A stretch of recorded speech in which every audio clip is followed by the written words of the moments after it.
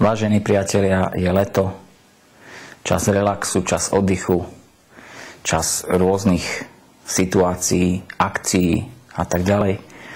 Ale je tu aj čas toho, že treba si všimnúť aj, čo píšu naše médiá, ako sa správajú novinári po prijatí tlačového zákona.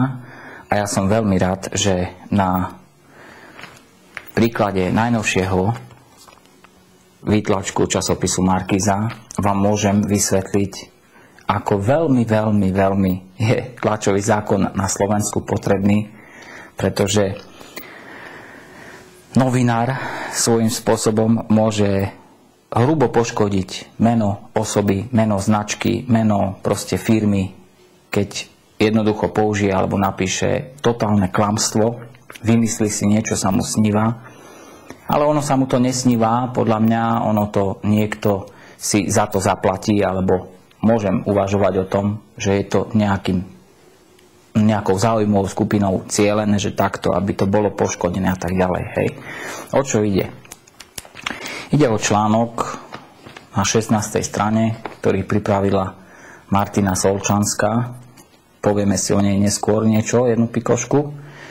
FOPA týždňa má vlastnú modnú značku. Podnikateľka Nora Mojsejová pripravuje ďalší projekt a tak ďalej. To je všetko v poriadku, to je všetko pravda. Okolo košickej podnikateľky Nory Mojsejovej sa škandály točia jedna radosť. Toto je veta, keď chcete urobiť z niekoho nejakého, proste jednoducho mu poškodiť nejakú osobnosť alebo jeho kredit, tak napíšete niečo také, že točia sa škandály jedna radosť. Ja neviem, pani redaktorka, aké škandály máte na mysli. Nora sa ani nekurví, ani nechodí po nejakých nočných podnikoch. Sedíme doma v záhradke, pracujeme. Buď sme v práci, alebo sme doma, alebo sme niekde na dovolenke. Takže neviem, aké škandály máte na mysli. Či, ja neviem, či koho zrazila s autom, alebo či, ja neviem, či vystriedala 10 milencov za 2 týždne, alebo neviem, čo mysleť. Ako neviem, čo ste tým mysleli, ale v poriadku. Pripravuje nový projekt a tak ďalej. Najnovším rozmarom známej boháčky. Neviem, keby to bola napríklad iná osoba, hej, tak by ste napísali, že najnovším rozmarom. Veď to je novým podnikaním. Chcete brániť podnikaniu, slobode podnikania na Slovensku, alebo nech človek nemôže už robiť skutočne nič, pretože všetko vám bude vadiť. A ešte to boháčky. Ja neviem, pani Solčanská, keď viete o nejakých miliónoch, ktoré niekde my máme, dajte nám vedieť, kde sú, hej, nejaké proste nejaké nadmerné množstvo peňazí. Keď niekde je, tak mi to povedzte, ja vám polovicu dám. Na úrade priemyselného vlastníctva však pod uvedeným názvom eviduje všetko pravda, všetko. Hej? Všetci, ktorí okolo toho behajú, okolo toho robia, vedia, že táto značka je v prípravnej fáze a to, že ako tu píšu, že exkluzívna značka mala mať svoju premiéru na minulotýždňovom Mojsej feste. Nora ju napokon nepredstavila.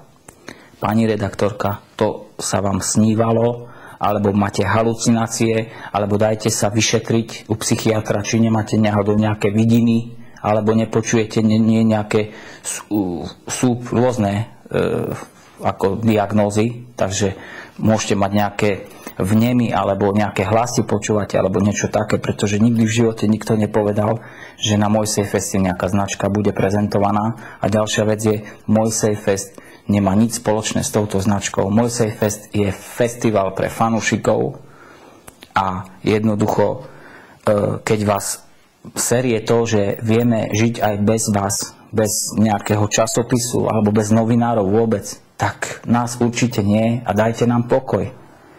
Nepíšte takýmto spôsobom, že idete niekoho nejakým spôsobom ničiť niečo, čo ešte ani není, ani ešte nemalo šancu. To je proste strašná hlúposť. Strašná hlúposť.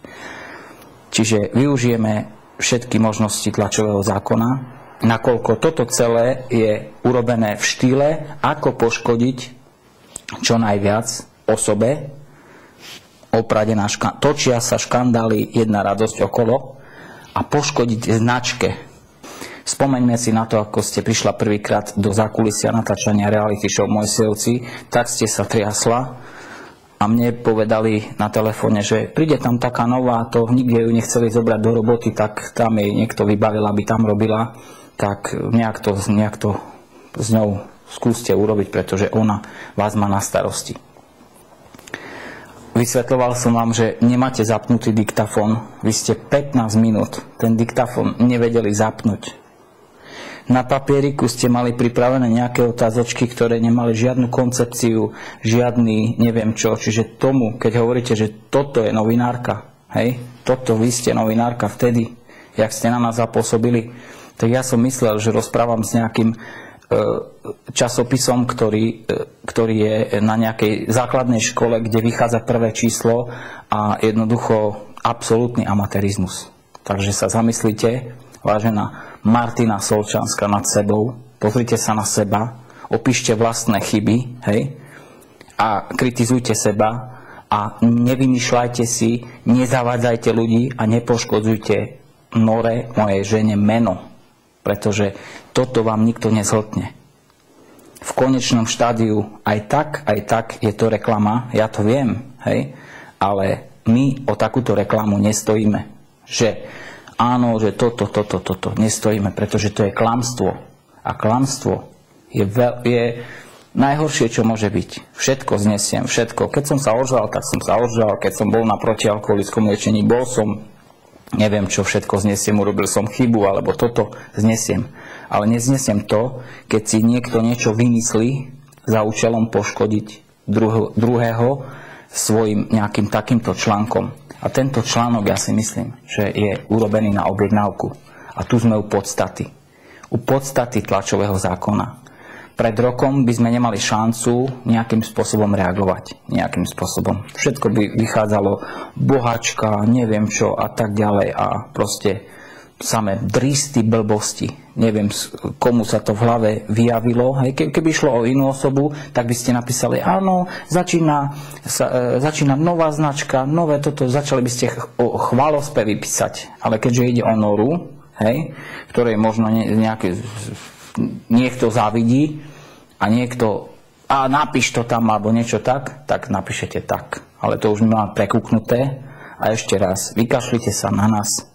Veď už sme nezaujímaví podľa novinárov. Už nemá nikto u nás záujem. Kašlite na to, my si budeme žiť svojim životom sami. Máte sa pekne. Tlačový zákon. Ďakujeme tejto vláde, že bol prijatý. Majte sa, priatelia. Dovidenia.